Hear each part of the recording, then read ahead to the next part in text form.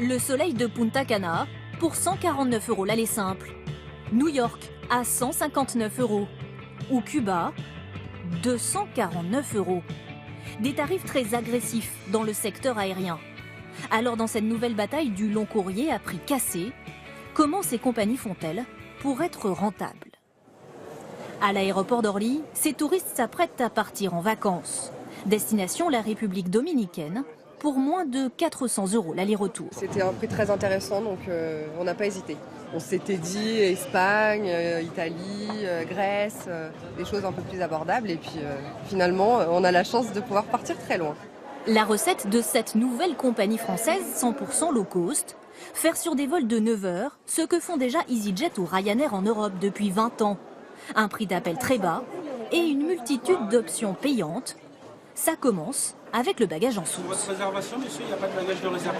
D'accord.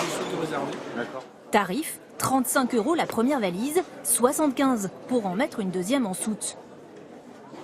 À bord, c'est la même logique. Aucun repas gratuit en 9 heures de vol. Pour manger, les passagers peuvent soit s'acheter des sandwichs à la carte. Pour les 2 personnes, ça revient à 24 € pour manger une boisson, un dessert, des chips et un croque-monsieur. Soit opter à la réservation pour un plateau repas. Je vais vous proposer soit un duo de poulet, soit de la brandade de morue. Le prix, 10 € ou bien 30 si l'on choisit la version gastronomique préparée par un chef. Un système tiré à l'extrême. Un siège côté hublot, c'est 15 €. Plus de place pour les jambes, 30 €. Une couverture pour avoir chaud, 10 €. Ça vous a choqué de devoir payer? Oui, parce qu'habituellement on les a déjà. Mais bon, c'est pas grave, ça me fait un peu frais, donc ça va.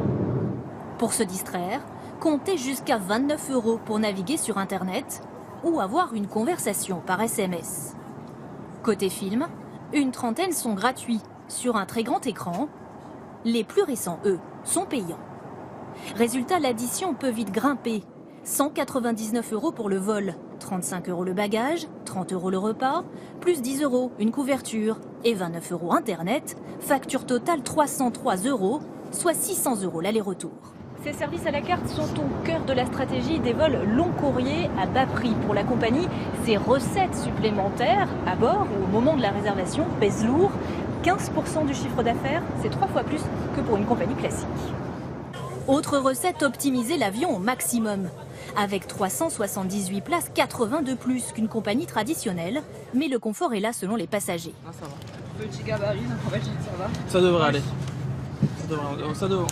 On devrait être bien. Je pense qu'on devrait passer un bon vol. La rentabilité, c'est surtout plus de productivité demandée aux salariés. 850 heures de vol par an pour les hôtesses et pilotes, 10% de plus que dans une compagnie classique. Ça reste un nombre d'heures assez faisable au final. Je l'ai fait dans le passé sur des compagnies du Golfe où là le rythme était vraiment plus soutenu. D'autres compagnies sont déjà sur le marché du low cost long courrier, comme ici XL Airways vers New York. À New York même? Oui. Et c'est rentable, avec des avions qui volent au maximum. 5500 heures par an, 500 de plus que des concurrents traditionnels. La meilleure compagnie low cost du monde, si elle fait 4000 heures par an avec cet avion, elle est morte. Donc non mais c'est vraiment, voilà, c'est une image très forte. Il faut voler tout le temps.